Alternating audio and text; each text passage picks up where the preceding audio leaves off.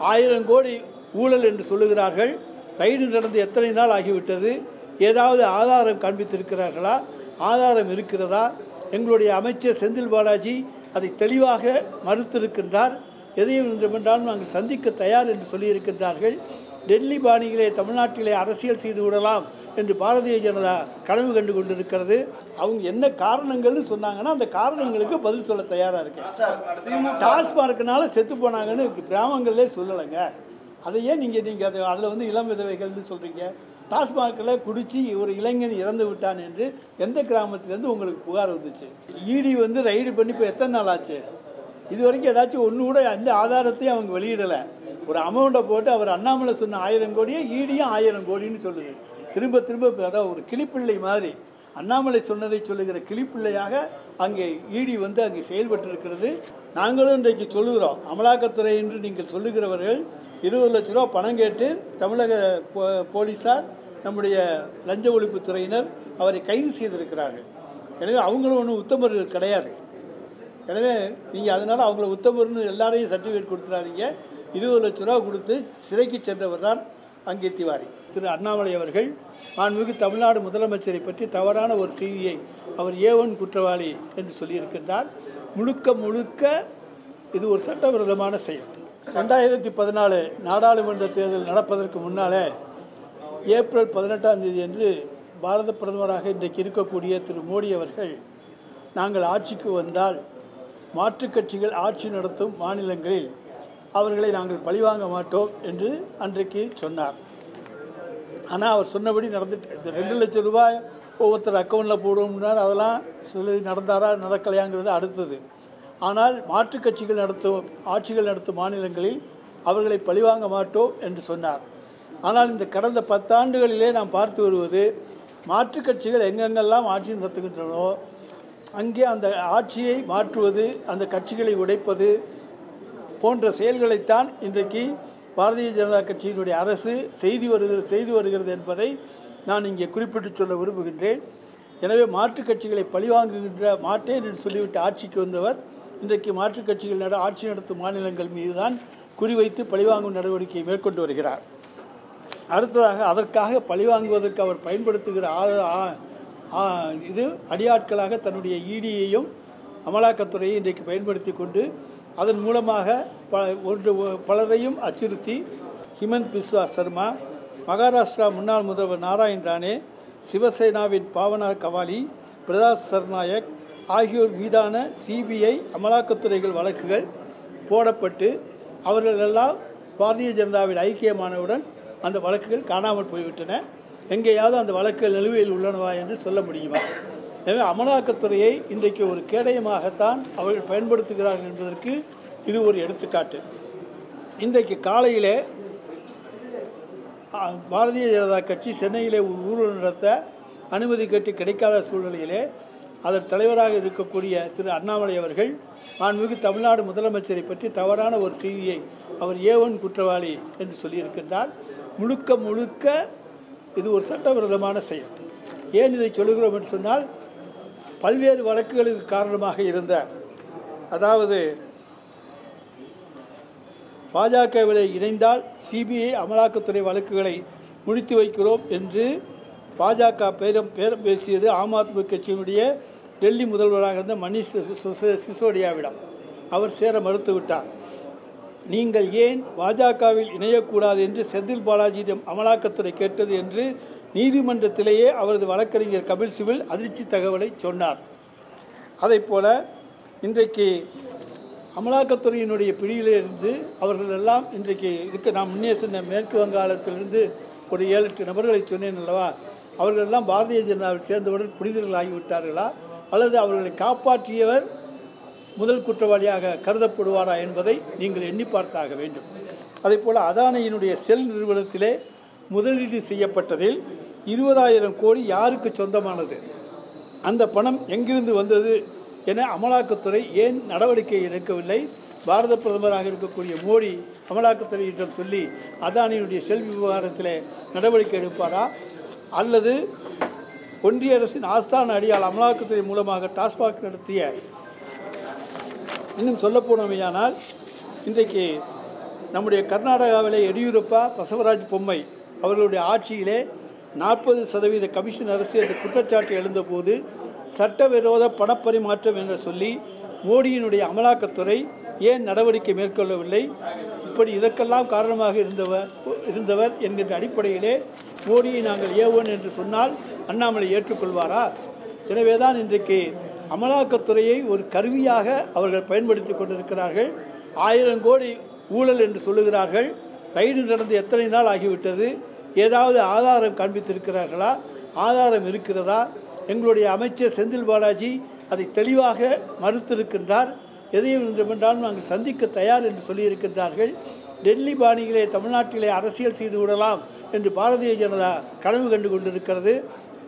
தமிழக மக்கள் விழிப்புணர்வு மிக்கவர்கள். எனவே இங்கே எந்த விதமான பாரதிய ஜனதாவுடைய பாய்ச்சலும் இங்கே செல்லுபடியாகாது என்று நான் சொல்லிக்கொள்ள கடமைப்பட்டிருக்கின்றேன். நம்முடைய பிள்ளைகளுடைய கல்விக்காக ஒதுக்கப்பட்ட 2192 கோடி ரூபாயை பாரதிய ஜனதா கட்சி அரசு மும்மொழி கொள்கையை நாம் ஏற்றுக்கொள்ளவில்லை என்பதற்காக இந்தி திணிப்பை வலியுறுத்தி நமக்கு தர மறுக்கின்றது. அதே போல 100 நாள் வேலைவாய்ப்பு திட்டத்தில் ஏறக்குறைய 3000 கோடி ரூபாயை தமிழ்நாட்டுக்கு தர மறுக்கின்றது. ஆனால் இதையெல்லாம் கண்டித்து இன்றைக்கு மாநிலத்தில் இருக்கக்கூடிய பாரதிய ஜனதா கட்சி தமிழ்நாட்டு மக்களுடைய நலனுக்காக போராட தயாராக போராடினாங்க. ஒற்றை இலக்கத்திலிருந்து இரட்டை இலக்கத்துக்கு வருவாங்க. ஆனால் போராடுவதற்கு அவர்கள் தயாராக இல்லை. ஏனென்று சொன்னால் தமிழ்நாட்டு மக்களுடைய நலனிலே அவர்களுக்கு அக்கறை இல்லை என்பதை நான் இதன் மூலம் தெரிவித்துக் கொள்கின்றேன். எனவே இந்த காரணங்களால் இன்றைக்கு அமலாக்கத்துறை நடத்திய ரைடு என்பது தொடர்ந்து இதுபோல தமிழ்நாட்டிலே பழிவாங்கும் செயல்களுக்காக அவர்களை பயன்படுத்துகிறார்களே தவிர அவர்களால் எந்த விதமான குற்றச்சாட்டுகளும் கூற முடியாது. கூறினால் அதை சந்திப்பதற்கு நாங்கள் தயாராக இருக்கக்கூடியவர்கள் தான். எனவே எங்களுடைய மடியிலே கனமில்லை, வழியிலே பயம் இல்லை. எனவே நாங்கள் துணிச்சலோடு எதையும் சந்திக்கக்கூடியவர் தான் எங்களுடைய தமிழ்நாடு முதலமைச்சர் அவர்கள். இன்றைக்கு அவர் எல்லாவற்றையுமே தெளிவாக சொல்லியிருக்கின்றார். எனவே எதையும் சந்திக்கக்கூடிய ஆற்றல் உடையவர். எந்த தவறுக்கும் அவர் இடம் கொடுக்க மாட்டார், உடந்தையாக இருக்க மாட்டார், துணை போக மாட்டார். அனுமதி இல்லாம போராட்டம் நடந்தது தவறு தான், எந்த கட்சியாக இருந்தாலும். ஆனா போராட்ட களம் ராஜரத்னம் ஸ்டேடியம் தான் அறிவிச்சிருக்காங்க. ஆனா அவர்கள் வீட்டிலேயே அந்த வழியிலேயே கைது செய்வதுங்கிறது ஜனநாயகத்துக்கு அப்பாற்பட்டது தானே சார்? இல்லைங்க, போராட போகிற போது முன்னெச்சரிக்கை நடவடிக்கையாகவும் கைது செய்யலாம். அதில் ஒன்றும் தவறு கிடையாது. நான் போராடத்தான் போகிறேன், அந்த இடத்துக்கு போகிறேன், அனுமதி கிடையாது. கடந்த காலங்களில் நாங்கள் பல முறை வீட்டை விட்டு வெளியே வரும்பொழுதே கைது செய்யப்பட்டிருக்கின்றோம். எனவே முன்னுதாரணங்கள் நிறைய இருக்கின்றன. எனவே போராட போகிறோம் என்று அறிவித்து விட்டு செல்லுகிற பொழுது வழியிலேயே முன்னெச்சரிக்கை நடவடிக்கையாக கைது செய்யலாம்.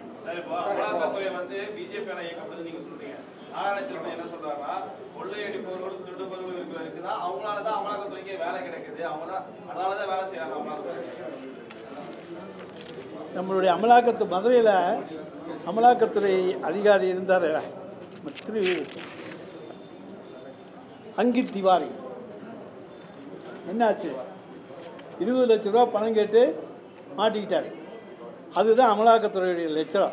அதனால் எல்லாரையும் நான் அதுக்காக குற்றம் சொல்லலை. நாங்களும் இன்றைக்கு சொல்லுகிறோம், அமலாக்கத்துறை என்று நீங்கள் சொல்லுகிறவர்கள் 20 லட்ச ரூபா பணம் கேட்டு தமிழக போலீஸார், நம்முடைய லஞ்ச ஒழிப்புத்துறையினர் அவரை கைது செய்திருக்கிறார்கள். எனவே அவங்களும் ஒன்றும் உத்தமர்கள் கிடையாது.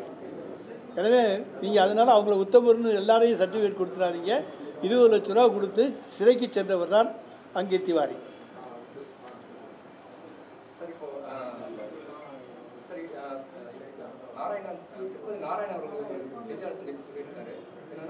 டாக்டர் அம்பேத்கரை 1930 அரசாங்கம் மதுவை விற்பனை செய்யணும் அப்படின்ட்டு அம்பேத்கரே சொல்றதா பாஜக நாராயணன் நாங்கள் என்ன சொல்கிறோம், நீங்கள் சொல்லுங்கள். மாதிரி விஷயங்கள் அம்பேத்கர் மணி, டாக்டர் அம்பேத்கர் மணி தவறான ஒரு விஷயங்கள் பரப்பி வராது. இதை பற்றி உங்களுக்கு கருத்து? அதை பற்றி எனக்கு ஒரு கருத்துக்கள் இப்பொழுது நான் சொல்ல முடியாது.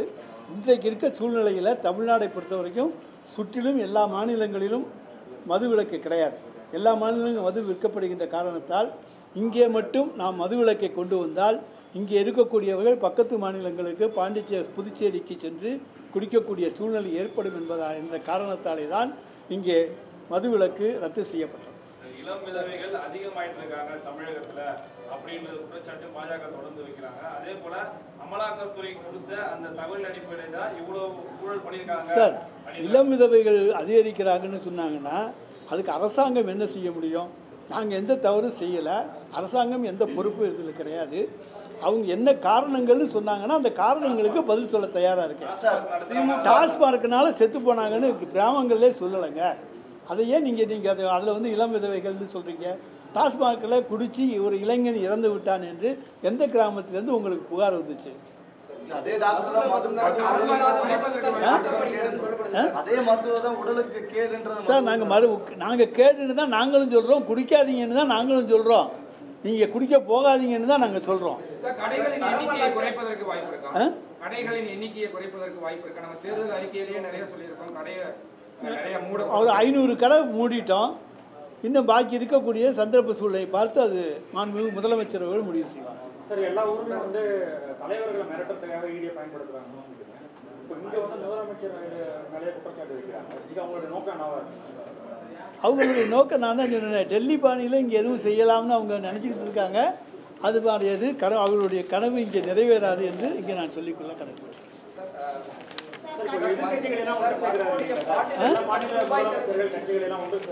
ஆமாம், அதாவது இன்றைக்கு தொகுதி மறுவரை, அதே போல் மும்மொழி திட்டம், இவற்றையெல்லாம் முன்னெடுத்து நம்முடைய தமிழக எம்பிக்கள் பாராளுமன்றத்திலே இன்றைக்கு போராடுகிறார்கள், குரல் கொடுக்கிறார்கள். எனவே தமிழக எம்பிக்களுடைய எண்ணிக்கையை குறைக்க வேண்டும் என்பதற்காக தொகுதி மறுவரை என்கின்ற பெயரிலே தொகுதிகளுடைய எண்ணிக்கையை குறைத்து விட்டால் இவர்களுடைய குரல் அங்கே அமுங்கும் என்று அவர்கள் தப்பு கணக்கு போட்டு கொண்டிருக்கிறார்கள்.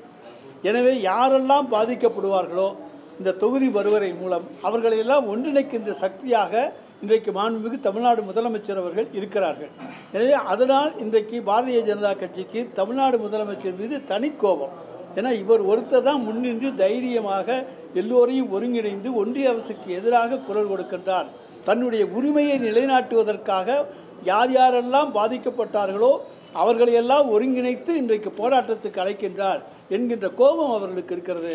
எனவே நாங்கள் இந்த மாநில உரிமைக்காக போராடுவது ஒரு அடிப்படை. எத்தனை வாட்டி தான் போராட்டம் நடத்தினா முடக்குவீங்க? அறிவிப்பு இல்லாமல் முதலமைச்சர் வீட்டை முற்றுகையிடுவோம்னு அண்ணாமலை சொல்றாங்க. முற்றுகையிட வந்து பார்க்கட்டுங்க, அப்புறம் பார்ப்பா. நீங்கள் சொன்னீங்களே வீட்டை விட்டு புறப்படுற போதே கைது பண்ணிட்டாங்கன்னு. முற்றுகையிடுவோம்னு புறப்பட்டு வந்தால் என்ன ஆகுன்னு பார்க்கலாம். மதுவான பாட்டில்களுக்கு 10 ரூபாய் முதல் முறையாக 10 ரூபாய் செலவு செய்யக்கூடிய நிலையில மறுபடியும் அதே பாட்டிலுக்கு மறுபடியும் ஒரு 10 ரூபாய்க்கு வந்து ஸ்கேம் நடக்குது அப்படின்னு சொல்லி பாஜக சார் அதுதான் இப்போ நீங்கள் ப்ரூவ் பண்ணுங்க சார். சும்மா குற்றச்சாட்டுகள் சொல்லிக்கொண்டே போவது இயற்கை. யார் வேணாலும் யார் மேலே வேணாலும் எந்த குற்றச்சாட்டை சொல்லலாம்.